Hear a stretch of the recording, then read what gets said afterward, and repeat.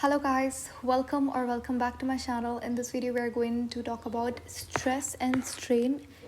Hooke's law in terms of stress and strain. सबसे पहले समझेंगे stress क्या होता है and then strain क्या होता है. ये ग्राफ आप जो देख रहे हो उसको बाद में अभी अगर आपको ये लग रहा हो अरे ये क्या है तो wait and watch the video till the end. इससे पहले हमने देखा था Hooke's law क्या होता है. हुक्स लॉ में कहता है कि जो रिस्टोरिंग फोर्स होती है इलास्टिक बॉडी के ऊपर लगाई जाती है वो डायरेक्टली प्रोपोर्शनल होती है डिस्प्लेसमेंट के, और वो डिस्प्लेसमेंट जो नेगेटिव डायरेक्शन के अंदर हो रही है. नेगेटिव यानी कि फोर्स अगर इस डायरेक्शन में है तो डिस्प्लेसमेंट ऐसे हो रही है. ठीक है, तो देखो स्ट्रेस क्या होता है. फिज़िक्स के अंदर स्ट्रेस एक मटेरियल के ऊपर लगाई जाने वाली फोर्स होती है. जैसे यहाँ पर एक मेरे पास बॉक्स है, इसके ऊपर कोई फोर्स लगाई जा रही है. इस particular area of the box के ऊपर कुछ फोर्स लग रही है, इसको स्ट्रेस कहेंगे. ठीक है, मोर प्रिसाइजली स्ट्रेस का मतलब होता है कि the force applied per unit of area, इसको स्ट्रेस कहा जाता है. ठीक है, स्ट्रेस का यूनिट क्या होगा, force applied per unit of area, यानी कि न्यूटन पर मीटर स्क्वायर, ये यूनिट होता है स्ट्रेस का. स्ट्रेस किसी भी मटेरियल के ऊपर लगाई जाने वाली फोर्स को कहा जाता है. एक स्प्रिंग है, मैंने उसके ऊपर फोर्स लगाई, डीफॉर्मिंग फोर्स, वो क्या है, स्ट्रेस है. ठीक है, अब वो जो स्प्रिंग है वो कितना स्ट्रेच हुआ, वो जो मेजरमेंट है स्ट्रेचिंग का, कितना एक्सटेंड हुआ, उसको बोलेंगे स्ट्रेन. स्ट्रेन क्या होता है, strain is how much material stretches और squeezes when stress is applied. जब आप स्ट्रेस लगाओगे तो एक मटेरियल कितना स्ट्रेच होगा, वो उस मेजरमेंट को कहेंगे हम लोग स्ट्रेन.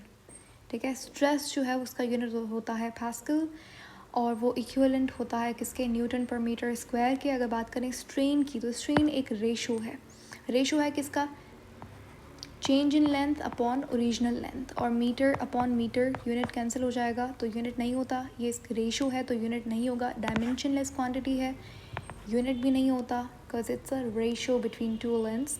तो चेंज इन लेंथ यानी कि डेल्टा एल और del L upon original length, that is L.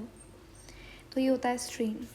अब हम बात करेंगे कि हुक्स लॉ का स्ट्रेन एंड स्ट्रेस के क्या ताल्लुक है. अब यहाँ पे आप देख सकते हो, यहाँ पे एक तरफ हमने स्ट्रेस को वाई एक्सिस पे लिया है एंड स्ट्रेन को एक्स एक्सिस पे. जैसे ही आप स्ट्रेस लगाओगे तो स्ट्रेन यानी कि उसकी बॉडी के अंदर स्ट्रेचिंग भी होगी. ठीक है, अगर वो बॉडी इलास्टिक है तो डेफिनेटली आप स्ट्रेस लगाओगे, आप फोर्स लगाओगे, उसके अंदर डिस्प्लेसमेंट भी होगी, उसके अंदर स्ट्रेन भी होगा. ठीक है, स्ट्रेन को ना आप परसेंटेज के अंदर क्योंकि डायमेंशन लेस है, रेशो है, तो आप इसका यूनिट तो होता नहीं है, तो आप इसे परसेंटेज के अंदर लेते हो. उसके बाद अब यहाँ पे इन्होंने लिखा हुआ है कि देखो अब हमने आहिस्ता आहिस्ता, ये देख रहे हो आप, यहाँ पे हमने स्ट्रेन लगाया. ठीक है, स्ट्रेन लग रहा है यहाँ पे, स्ट्रेन बेसिकली स्ट्रेस लगा रहे हैं हम, और स्ट्रेन बॉडी के अंदर स्ट्रेचिंग भी हो रही है. लेकिन अब यहाँ पर ये इलास्टिक लिमिट है बॉडी की. क्या है, इलास्टिक लिमिट. इलास्टिक लिमिट को यील्ड पॉइंट भी कहा जाता है. ये वो पॉइंट होता है जिसके बाद बॉडी स्ट्रेच होना बंद हो जाती है, तो ये होती है इलास्टिक लिमिट बॉडी की. और यहाँ तक ही हमारा हुक लॉ जो है वो वर्केबल होता है, क्योंकि इसके बाद अगर आप बॉडी के ऊपर स्ट्रेस लगाते हो तो वो बॉडी स्ट्रेन तो हो सकती है लेकिन दोबारा से अपनी मेन पोजीशन पे नहीं आएगी. समझ आ रही है बात. ठीक है, तो यहाँ ये आपका हो गया हुक्स लॉ रीजन, जहाँ पे एक्चुअली इलास्टिक रीजन होता है. इस रीजन को क्या बोलोगे आप, इलास्टिक रीजन. जो रीजन इलास्टिक लिमिट से पहले होता है वो होता है इलास्टिक रीजन, और जो रीजन इलास्टिक लिमिट के बाद होता है और फ्रैक्चर पॉइंट से पहले होता है उसको बोलोगे प्लास्टिक रीजन. इलास्टिक लिमिट क्या होती है, वो लिमिट जहाँ तक बॉडी स्ट्रेच करे और मेन पोजीशन पे जल्दी से वापस आ जाए.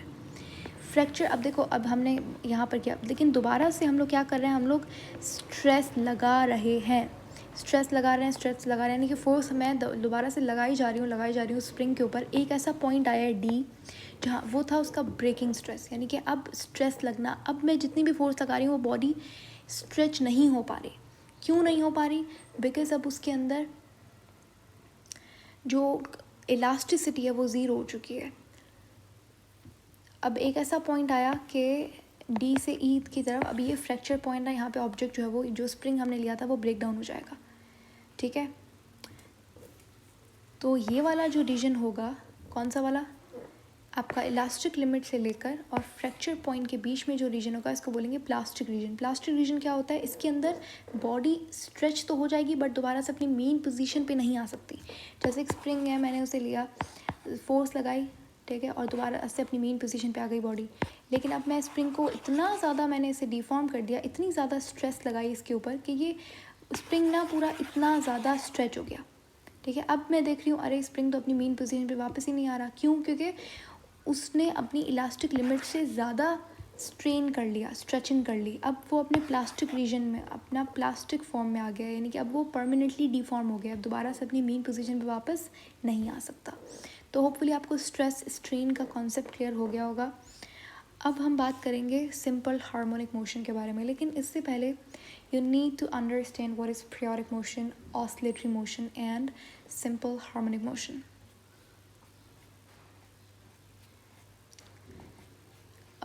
सबसे पहले तो देखो एक बॉडी है, यहाँ पे पहले हम लोग एग्जाम्पल से समझते हैं चीज़ों को, उसके बाद हम डेफिनेशन पे जाएंगे। सबसे पहले बात करेंगे हम अर्थ की, और ये सन है हमारा, ठीक है। ये अर्थ रिवॉल्व कर रहा है किसके, सन के अराउंड। ये कंटिन्यूसली चीज़ हुई जा रही है, यानी कि एक मोशन जो कि अपने आप को रिपीट कर रहा है, एक ऐसा मोशन जो कि अपने आप को रिपीट कर रहा है। पहली बात रिपीट कर रहा है, दूसरी बात क्या कि एक पर्टिकुलर टाइम के बाद रिपीट कर रहा है। होता क्या है कि हमें एक अर्थ को सन के अराउंड घूमने में, ऑर्बिट करने में, revolve would be the better word, revolve करने के लिए कितना दिन लगते हैं? सो 365 डेज़ लगते हैं, पॉइंट समथिंग, इतने दिन लगते हैं अर्थ को सन के अराउंड एक चक्कर लगाने में, फिर दूसरे चक्कर में उतने दिन, फिर तीसरे में। तो यानी कि एक ऐसा मोशन जो कि अपने आप को रिपीट करे, plus after fixed interval of time.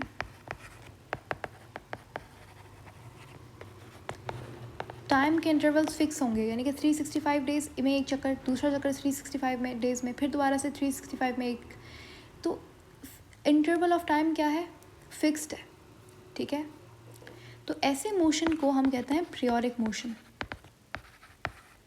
जहाँ पे भी वर्ड पीरियोडिक आ जाए समझ लीजिएगा बात हो रही है रिपीटेटिव थिंग की, कोई ऐसी चीज़ जो कि रिपीट हो रही है after fixed number of times, after fixed number of time intervals.